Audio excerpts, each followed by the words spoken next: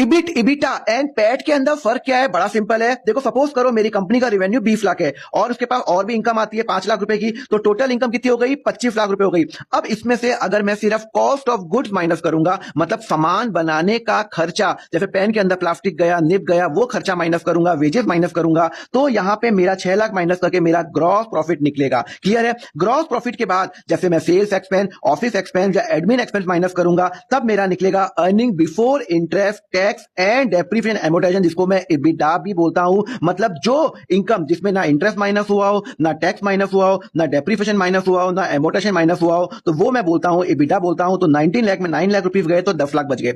अब इसमें से अगर मैं डेप्रिसिएशन एंड एमोर्टाइजेशन, जो मेरे नॉन कैश एक्सपेंडिचर होते हैं, वो माइनस करूंगा, तो मेरा निकल जाएगा earning before interest and tax. ध्यान रखना, अभी भी इंटरेस्ट और टैक्स माइनस नहीं हुआ है। इसके अंदर मेरा डेप्रिसिएशन एमोर्टाइजेशन माइनस होने के बाद जो फिगर आएगा उसको मैं बोलता हूं EBIT बोलता हूं, जिसको मैं ऑपरेटिंग प्रॉफिट भी बोलता हूं, earning before interest and tax. अब इसमें से जब मैं इंटरेस्ट माइनस करूंगा तो वो आ जाएगा मेरा प्रॉफिट बिफोर टैक्स। इंटरेस्ट तो माइनस हो गया, वो प्रॉफिट बिफोर टैक्स। अब उसमें से अगर मैं टैक्स माइनस करूंगा, फिर लेट्स सपोज 30% टैक्स है, तो यहाँ पे टैक्स माइनस करने के बाद तो मेरा निकल जाएगा पैट। तो ध्यान रखना, पहले आएगा ग्रॉस प्रॉफिट आएगा, उसके बाद में ये एक्सपेंडिचर माइनस करने के बाद मेरा आएगा EBITDA आएगा, उसके बाद डेप्रिसिएशन एमोर्टाइजेशन माइनस करने के बाद EBIT आएगा, जिसको मैं ऑपरेटिंग प्रॉफिट बोलता हूं। फिर मैं इंटरेस्ट माइनस करूंगा, फिर मैं टैक्स